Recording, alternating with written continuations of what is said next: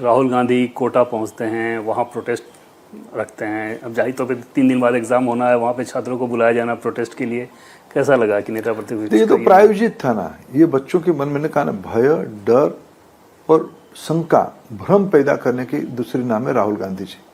खुद विषयों में स्पष्ट नहीं है, भारत को समझते नहीं है। बड़े भाई का रोल, अभिभावक का रोल, समाज के वरिष्ठ नागरिक का रोल क्या है? किसी भी परिस्थिति में हम समाज को पहले संभाले। हमें आलोचना से घबराहट नहीं है, आलोचना होनी चाहिए, हमारी भी आलोचना होनी चाहिए, लेकिन बच्चों की कॉस्ट पे होगी क्या? स्टूडेंट फास्ट अप्रोच हमारी होनी चाहिए। उन्होंने केवल कोटा नहीं पहुंचे। एक अनुभव मेरा हुआ, 19 जून को एक शाम को कहीं खबर आई कि नागपुर की एक विद्यार्थी, उसकी सेंटर अबू धाबी हो गया है जी। हमको भी न्यूज में आप लोगों के माध्यम से पता चला। उसकी, उस स्टूडेंट्स की, उस छात्र की ना खुद या ना परिवार वाले कोई एनटीए को संपर्क किया। एनटीए ने सो मोटो उनको संपर्क किया। जब उनको एनटीए को उन्होंने कहा कि हम तो परीक्षा देना, अभी परीक्षा देना चाहते हैं नागपुर में, एनटीए ने ये नहीं देखा वो अप्लाई कहाँ का क्या था। एनटीए के ऊपर आरोप लगना शुरू हो गया दूसरे दिन सुबह उसके पिताजी से, और उसके तुरंत चंद मिनटों के बाद माननीय राहुल गांधी जी से, कि एनटीए ने गड़बड़ कर दिया। जबकि एनटीए तब तक स्पष्ट हो चुका था कि जो बालक, जो लड़का खुद अपने पिताजी की आईपी एड्रेस में 3 बार अप्लाई ट्राई किया है एप्लीकेशन करने के लिए कि मेरा सेंटर दुबई, अबू धाबी हो जाए, उन्होंने 4 दिन पहले से एडमिट कार्ड डाउनलोड किया है। 4 दिन पहले नहीं बताया। ये तो पैटर्न ध्यान में आती है। जब तथ्य रख दिया गया है कि भाई ये सारा विषय इन्होंने खुद अप्लाई किया था, उनकी चॉइस था अबू धाबी, उसके बाद भी राहुल गांधी जी ने उसको इशू बनाया। क्या बनाना चाहते थे? बच्चों के मन में डर पैदा करना चाहते, एनटीए के ऊपर अनास्था प्रकट करवाना चाहते थे। तो आप देश की जिम्मेवार लीडर ऑफ द ऑपोजिशन हो, आपसे संवेदनहीन व्यक्ति कोई नहीं हो सकता है। बात वहां तक रुकी नहीं। उनकी पार्टी की एक रैली हुई 21 तारीख को बेंगलुरु में जी। रैली किस समय में होती है? जिस समय बच्चों को परीक्षा केंद्र पे आना होता है।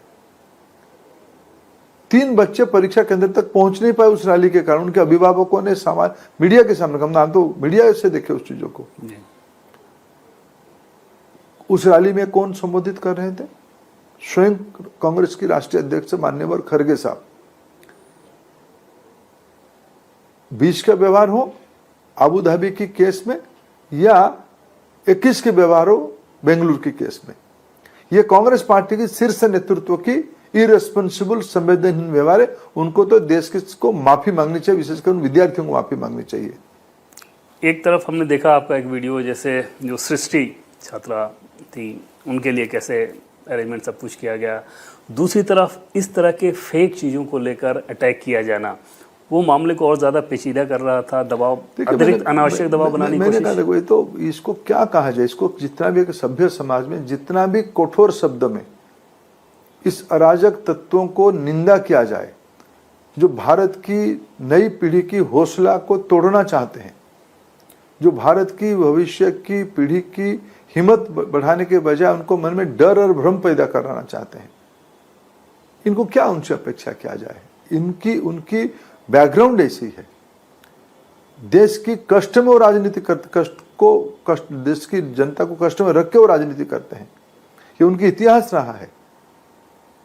इनसे क्या अपेक्षा करें?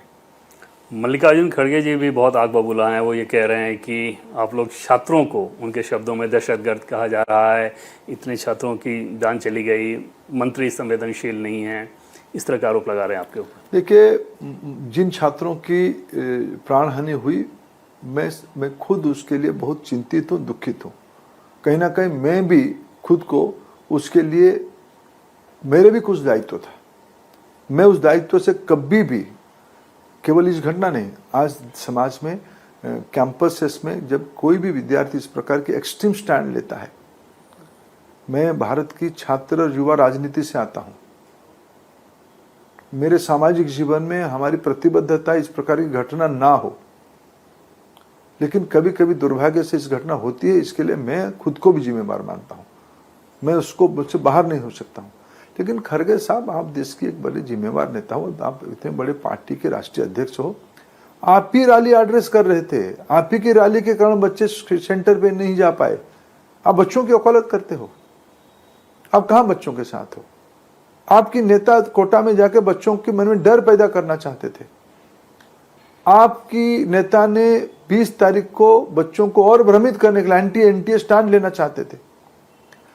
टेलीग्राम तमाम प्रकार की अफवाह फैलाता था, भ्रम फैलाता था। भारत सरकार ने स्टैंड लिया कि भाई इसको कम से कम परीक्षा होने तक इसको बैन किया जाए। बैन किया भारत सरकार ने, हिम्मत दिखाई, बच्चों की हित हमारी सर्वोपरि है। कोर्ट में केस पहुंचा टेलीग्राम को, वकील कौन थे? कांग्रेस पार्टी के बड़े नेता थे। उससे और शर्मनाक बात, उसको राहुल गांधी ने टेलीग्राम को क्यों बंद किया, उसकी वकालत करते थे। जो टेलीग्राम भारत की परीक्षा को भ्रमित करने के काम करता है, भारत की बच्चों के मन में भ्रम पैदा कराता है, उस टेलीग्राम का हिमायतकार करते हो। इसलिए मैंने कहा आप देश को भी समझे ही नहीं, देश की सामान्य लोगों के मन में फीलिंग क्या आपको जानकारी नहीं है। आपको हमारी प्रति घृणा हो सकती है। आप तो कभी भी प्रधानमंत्री नरेंद्र मोदी जी को स्वीकार नहीं किए देश की प्रधानमंत्री करके। हम तो आपकी दया पे नहीं है, देश की जनता की फैसला है ये आपकी व्यक्तिगत कुंठा की विषय है, आपकी इन्फीरियरिटी कॉम्प्लेक्स है।